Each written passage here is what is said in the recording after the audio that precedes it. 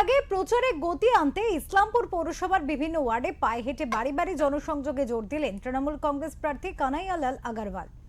সোমবার সকাল থেকে ইসলামপুর পৌরসভা 14 নম্বর ওয়ার্ড এবং 10 নম্বর ওয়ার্ডের একাধিক এলাকায় ঘুরে সাধারণ মানুষের সঙ্গে সরাসরি যোগাযোগ করেন তৃণমূল প্রার্থী।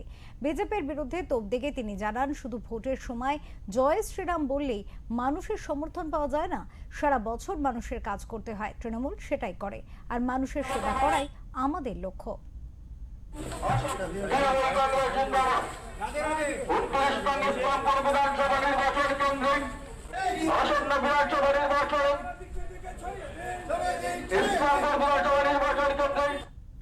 ছাব্বিশ বছর ধরে ইসলামপুর পৌরসভার চেয়ারম্যান আমি ইসলামপুর বিধানসভার সদস্য ছিলাম 2016 সাল থেকে। তো এখানে কারো কিছু করার নেই, প্রত্যেকটা মানুষের সঙ্গে আমার ব্যক্তিগত পরিচিতি আছে।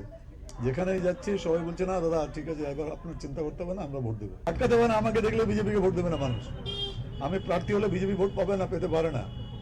আমি তো কাজে ভোট চাচ্ছি, ওরা তো খালি জয় শ্রীরামে ভোটটা চাচ্ছে। আমি তো খালি জয় শ্রীরামে ভোটটা চাচ্ছি, আমি বলছি আমি কাজ করি, কাজে ভোটটা দেন।